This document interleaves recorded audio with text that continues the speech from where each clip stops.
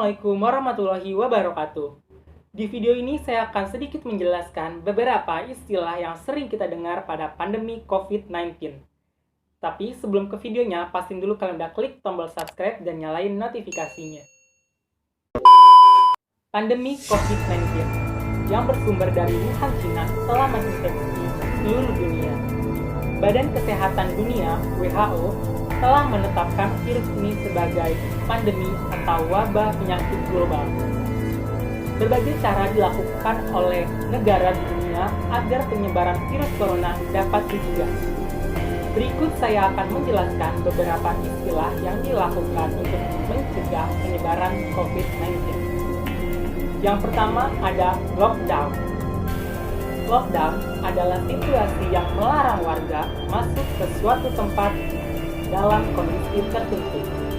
Lockdown juga bisa diartikan negara yang menutup perbatasannya agar tidak ada orang yang keluar atau masuk dari negaranya.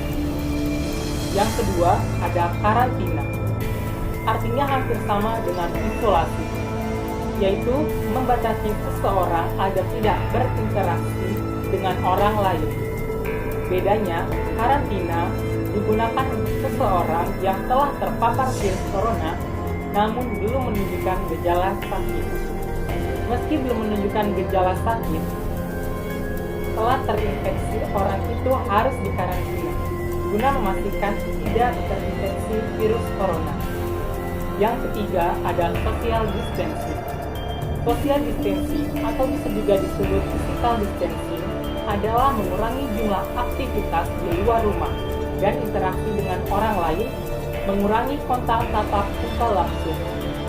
Langkah ini termasuk menghindari pergi ke tempat-tempat yang ramai dikunjungi orang-orang, seperti supermarket, bioskop, stadion, atau tempat berkumpul lainnya.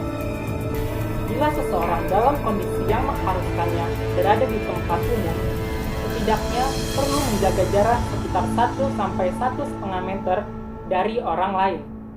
Yang keempat ada isolasi. Isolasi diartikan sebagai tindakan pemisahan pasien berpenyakit menular dari orang lainnya. Isolasi biasanya digunakan untuk orang yang telah menunjukkan gejala terinfeksi virus corona dan berpeluang untuk menginfeksi orang lain, sehingga perlu dipisahkan agar virus tidak menyebar. Yang kelima atau yang terakhir adalah status KLB atau juga disebut status kejadian luar biasa.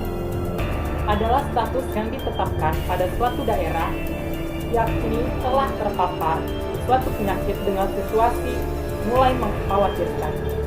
Dalam aturan pemerintah, KLB adalah timbulnya atau meningkatnya kejadian kesakitan atau kematian yang bermakna secara epidemiologi pada suatu daerah dalam kurun waktu tertentu dan merupakan keadaan yang dapat menjurus pada terjadinya wabah.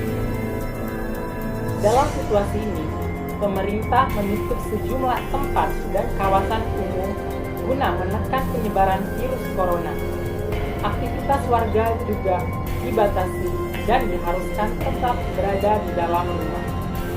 Jadi, itulah penjelasan dan beberapa istilah yang sering kita dengar pada pandemi COVID-19. Kurang lebihnya saya mohon maaf. Wassalamualaikum warahmatullahi wabarakatuh.